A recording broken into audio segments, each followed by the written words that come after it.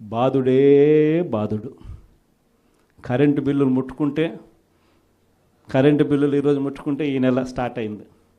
ఇంకా మొదటి డోసే 6,000 కోట్ల రూపాయలకు సంబంధించిన మొదటి డోసు ఈరోజు ఇచ్చినాడు ఈ నెల బిల్లులో. నవంబర్ నెల బిల్లు, డిసెంబర్ నెల బిల్లు, ఏ ఇంటికి వెళ్ళి కరెంటు బిల్లు ఎంత అని చెప్పి తేడా అడిగితే ప్రతి ఇంట్లో కూడా తేడా కనిపిస్తుంది. కనీసం 300 రూపాయలు పైన రేట్లు పెరిగినాయి. అది ఈ నెలే. రేపు నెల మరో 9,000 కోట్లు వేస్తున్నాడు. ఆ 9,000 కోట్ల భారం కూడా రేపు నెల బిల్లులో ఇంకా కనిపిస్తుంది. అంటే కరెంటు బిల్లులు ఇంకా షాక్ కొట్టే పరిస్థితిలోకి కరెంటు బిల్లులు వచ్చేస్తున్నాయి. ఒకవైపున బాధుడే బాధుడు. రోడ్ల మీద ట్యాక్స్ అంట, రోడ్ల మీద ట్యాక్స్ అంట. ఆశ్చర్య కలిగించే విషయం ఏంటంటే రోడ్లు బాగు చేయడం కోసం రోడ్ల మీద ట్యాక్సులు వేసే కార్యక్రమం నేషనల్ హైవేస్ మీద మనం అంతో ఇంతో చూసినాం. కానీ గ్రామీణ రోడ్ల మీద కూడా రోడ్లు బాగు చేయడం కోసం రోడ్ల మీద ట్యాక్సులు వేసే బాధుడే బాధుడు కార్యక్రమానికి చంద్రబాబు నాయుడు గారు శ్రీకారం చుడతా ఉన్నారు. ఆశ్చర్యం నిజంగా ఏమిటంటే ఆయన హయాంలో మన హయాంలో రెండు తేడా చూస్తే రోడ్ల మీద మనం ఖర్చు పెట్టింది 43,000 కోట్ల చిల్లర అయితే ఆయన హయాంలో ఖర్చు పెట్టింది 27,000 కోట్ల చిల్లర మాత్రమే. అక్కడ కూడా మనమే ఇన్ని సంక్షేమ పథకాలు చేస్తూ కూడా అక్కడ కూడా మనమే ఎక్కువ ఖర్చు పెట్టాం.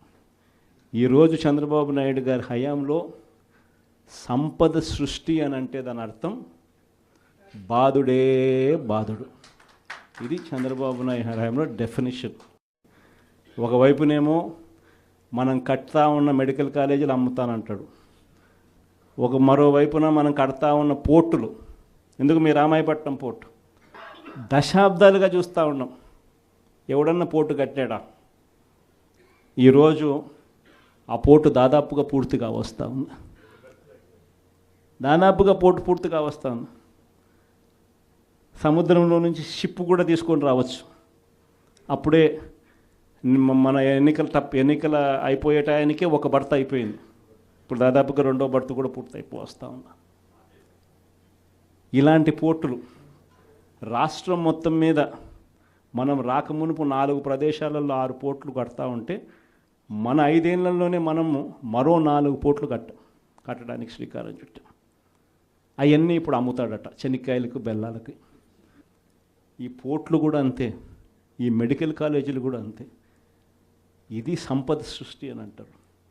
ఇవన్నీ పోర్టులు ఉంటే ఈ పోర్టుల వల్ల ఉద్యోగాలు వస్తాయి. ఈ పోర్టుల వల్ల రాష్ట్ర ప్రభుత్వానికి అదనపు ఆదాయాలు పెరుగుతాయి. దీన్ని సంపద సృష్టి అంటారు.